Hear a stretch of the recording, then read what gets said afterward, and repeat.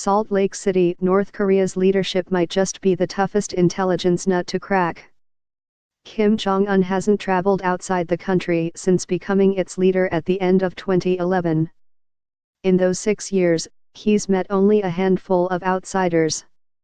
They include the usual cast of communist-linked characters: Chinese, Cubans, Syrians, as well as the less expected delegations led by American former basketball star Dennis Rodman.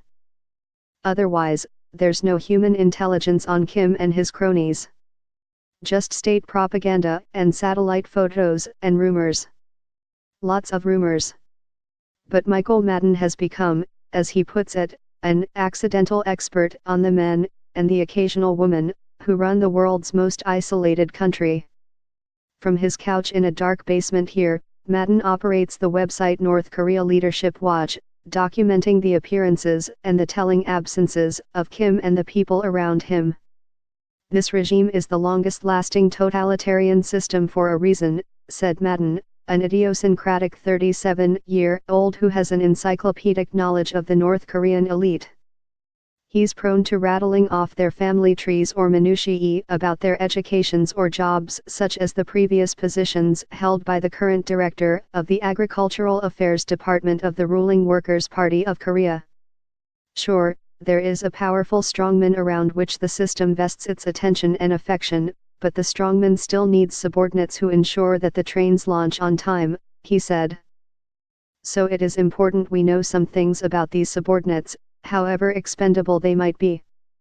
Through his website, which is now hosted by the U.S. Korea Institute at Johns Hopkins University, and through his work for government agencies and contractors, Madden has been keeping tabs on the people at the top of the Kim regime for almost a decade.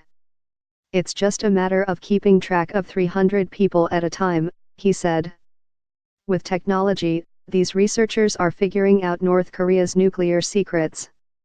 Madden has become influential in this small field, and some North Koreans have noticed. He was in contact with Kim Jong-nam until he was killed early this year, apparently on the orders of Kim Jong-un, his half-brother. Unusually, he also talks to North Koreans inside the regime. In fact, while a Washington Post reporter was in Pyongyang for the Workers' Party Congress last year, it was Madden, sitting 6,000 miles away in Salt Lake City, who was telling her what agenda item the delegates in the hall across town had come to. He does a good job pulling together available open-source material, and he is one of the people that I follow on nitty-gritty North Korea leadership issues, said Young H. Pak, who until recently was a Korea analyst at the CIA and is now at the Brookings Institution. Although he spends all his time in a darkened room drinking venti cups of coffee with an extra shot, Madden is not your stereotypical intel nerd. He has tattoos of the Star Wars character Boba Fett and a Japanese lucky cat on his arms, and barely goes a sentence without swearing.